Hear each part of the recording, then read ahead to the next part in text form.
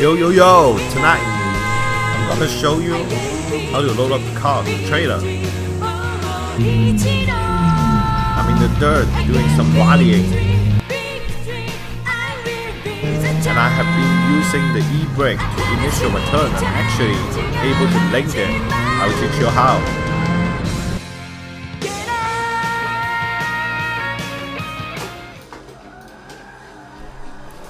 Hey guys, welcome to the 5th episode of my drift life. Before the drift event begins, I'm actually sitting in my game room to practice the handbrake drifting, because last time while Calvin was drifting with me, he actually told me how to use the handbrake. So I have been trying to practice it again and again, and I'm figuring out how to use the e-brake. I'll give to more detail in later of this video while we are trying it. And to prepare to this drifting event, I'm actually need to get another fire extinguisher, because by the day when I have the final checkup for everything, I suddenly find out the fire extinguisher has been emptied.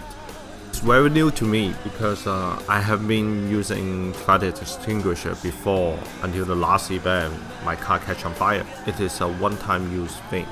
So I end up getting another fire extinguisher from Home Depot. Rules of thumb for everyone drifting out there: safety first. And the next thing, make sure you have enough tires to burn. So I checked out my spare set of drifting tire, and I saw they have been really whopped out. So I take some of my old tires stored from my backyard and replace them from the tire stock. I'm also adding a new angle camera from the side of my drift car, and let's see how it goes this time. Before I head into the track today, I actually comes up an idea. I want to set up a tripod and showing you guys how do I load up the car to the trailer. So usually I will rent a trailer from U-Haul around 11 o'clock because the event starts at around 4. I picked it up, the trailer, set it on my driveway, and because my car is low profile and I usually use a couple extra wood stab as a ramp at the bottom of the trailer ramp in order to make sure the car is not hitting the trailer while they're going onto the ramp. And then I'm driving it on and make sure the wheel is straight to the ramp and there was not hitting the curb on the ramp. After that, you get off from the car and start tightening it up. You use the wheel strap on the trailer, and sometimes there will be chain so that you could tie it and make sure it's just like a safety lock to the car. And the whole process would take you, I would say, it's about 20 minutes from setting it up to actually finish. So it's really convenient and it's safe, because rather than driving a drifting car on the road, I would say it's safer to tow it there. Now we are ready to hit the track. So for the Sonoma Drift Event today, I personally have a couple goals to be achieved. First, in the donut area, I don't want to waste too much effort there, because last time the car building a lot of heat here because the car is low speed, high rev, low gear. The first thing I want to do today is practice handbrake drift. As you can see, the first handbrake drifting actually comes out pretty badly. I can't even make the tail loose by not pulling the handbrake hard enough, and the speed is too low. So I start trying second gear. It actually worked out okay. This is the only time, and also the first time I successfully implement the handbrake package. Then I quickly goes to the summer jam, which is the track layout of this event. So for this this is also the second main thing I want to do today after I first implement the handbrake tactic, but I'm totally not very familiar with this tactic at all. So what I'm going to do for the first run is only walk through the track and make sure I stay in the comfort zone of my skill level. So I don't want to breaking the tail very loosen, and I just want to experience each of the turn and try to figure out turn by turn and keep practicing it. From last time, Kevin always walked through me each of the turns tactic, and today I'm just trying to experience it myself. So I end up trying 3 times of that day.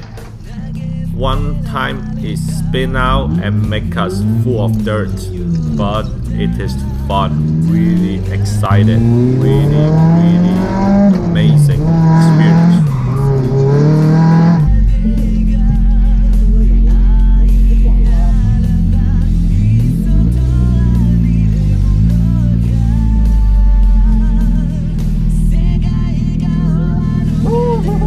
And the third time we end up 360 spinning out, but it's okay, everything is under control and it's expected.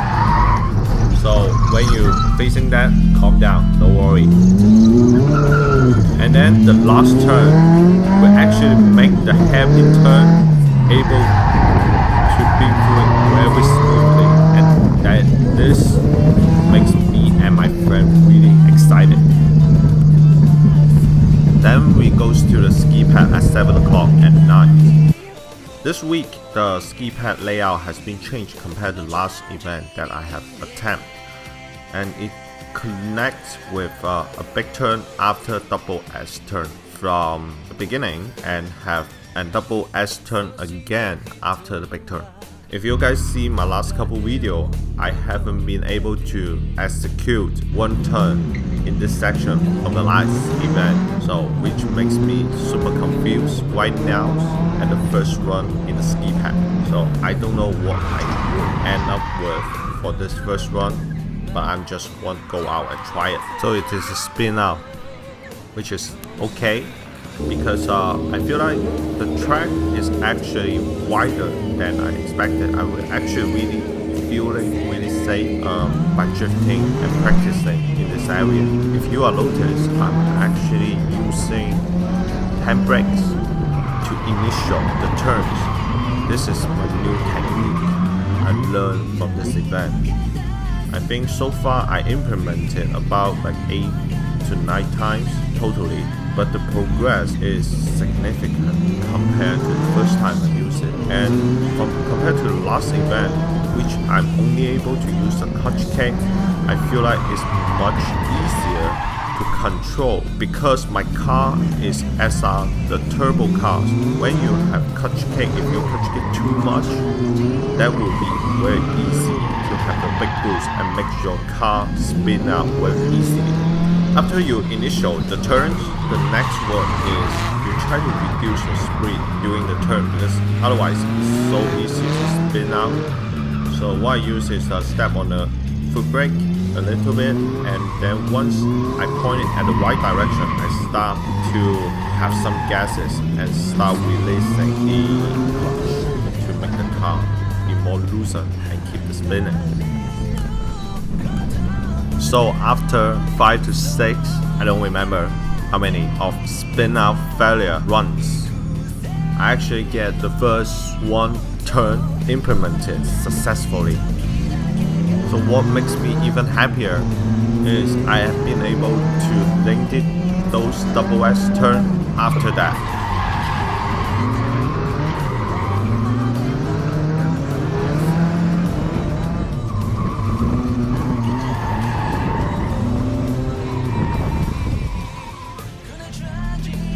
Alright, so that puts the biggest smile face of the day on me, and I'm really excited that I'm able to achieve finally on the ski pad area I can link it the turns. Right after driving back to the light, I start testing my friend. Do you guys see that? So that describes how happy I was at that time.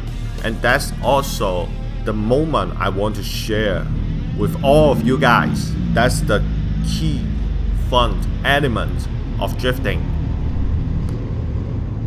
After a couple runs of the first successful runs, I'm actually have the best run of the day by the last run of that session. So this run, I'm able to beat through the whole track without any spin out.